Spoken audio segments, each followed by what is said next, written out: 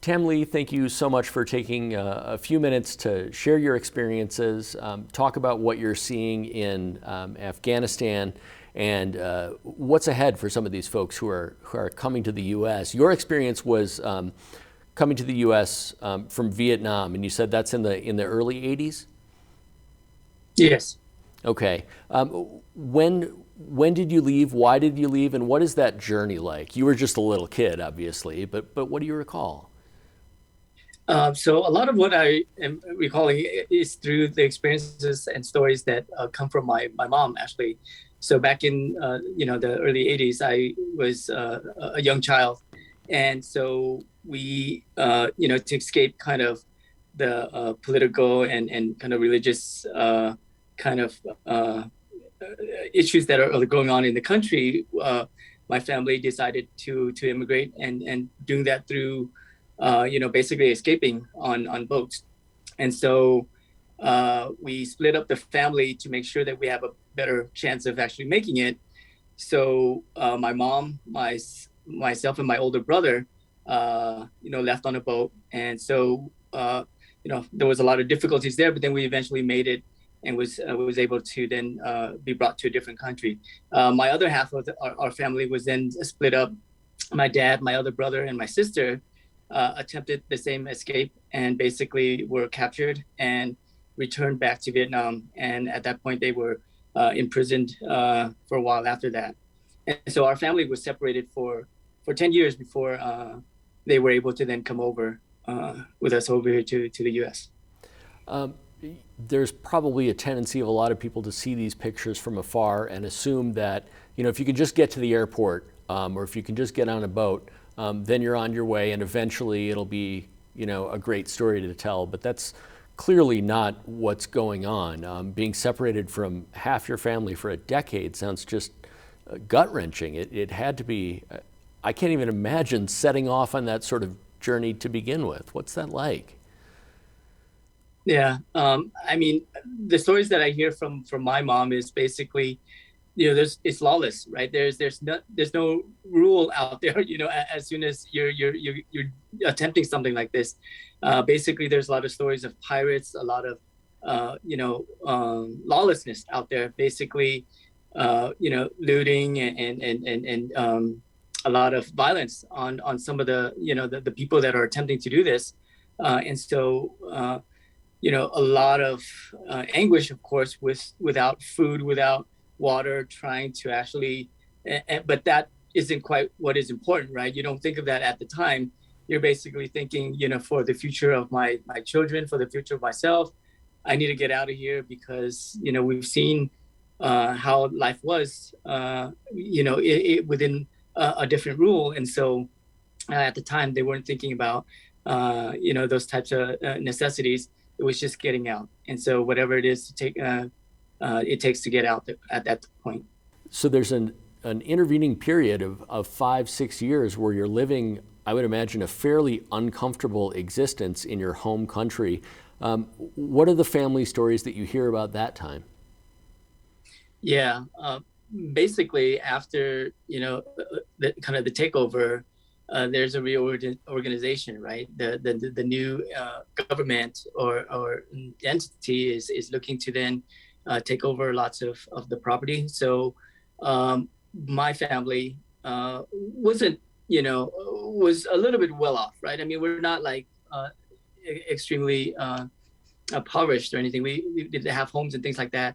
At that point, the property was taken over by the new government and new ownership there. And so a lot of the families lost their property, lost their homes, have been relocated to other areas, and basically have to start over, even within their own country. You said that you spent some time in Thailand for a while before eventually making your way to the U.S. Tell me about that part of the journey, if you would.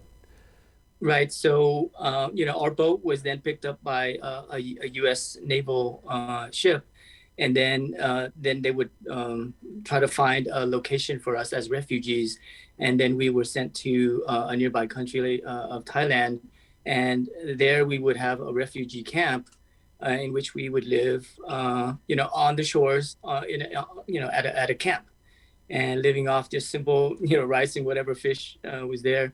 And so this minimum just to have a decent livelihood there.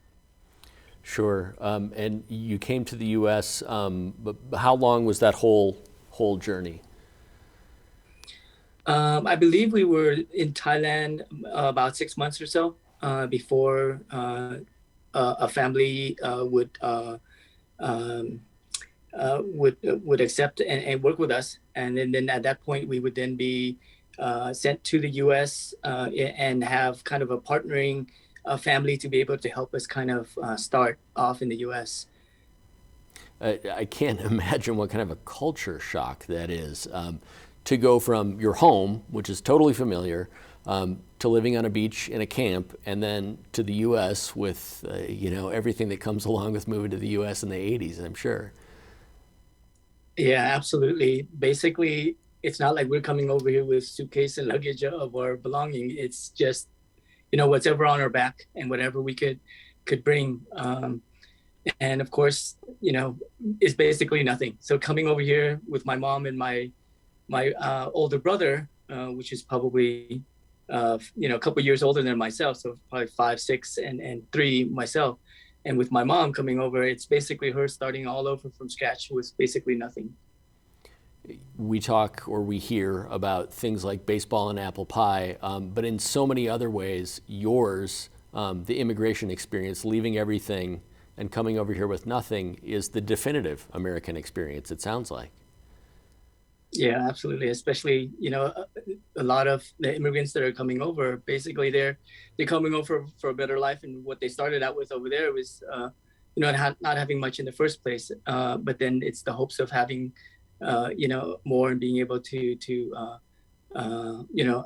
have for your, provide for your children and things like that. The hopes to come over here to be able to start that, and a lot of the people that are coming over now is exactly that, right? They basically are coming over here in the hopes of someone that can support them, and just to be able to help them to be able to start something here. Certainly. You talked a little bit about seeing images of helicopters and planes in Kabul and things like that, and it has such a direct parallel to the scenes that your mother described to you, with Saigon in 1975. What do you hear, from others in the community about seeing this sort of thing? I mean, it brings a lot of emotions, right?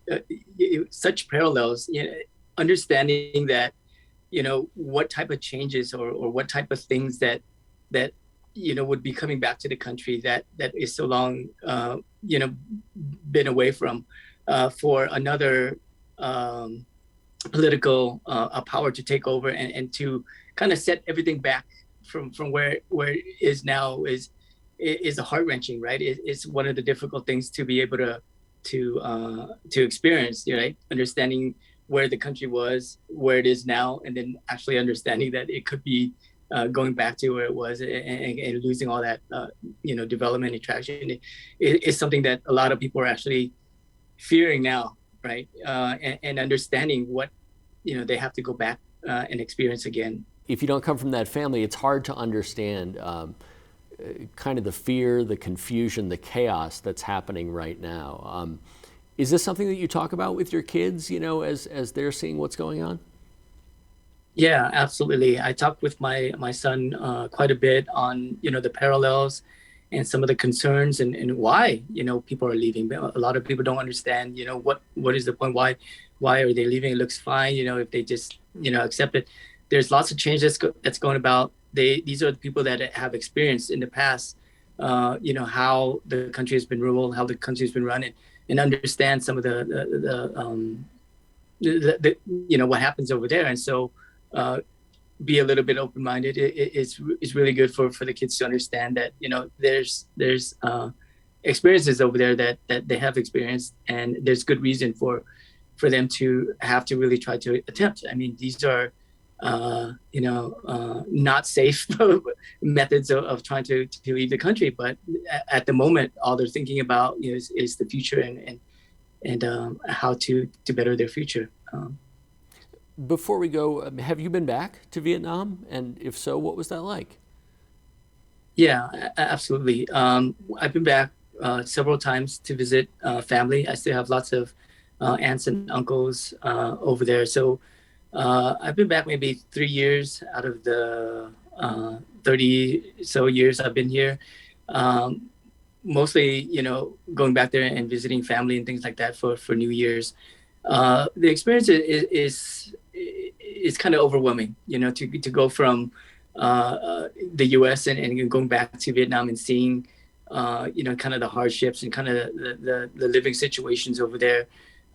There's, definitely lots of opportunity here that if you work hard, you'll be able to achieve over there. There's the opportunity is not quite there. It's difficult to rise above and be able to make something more for yourself there. Sure. Well, Tam Lee, thanks so much. I've really enjoyed this, and I appreciate you opening up. Absolutely.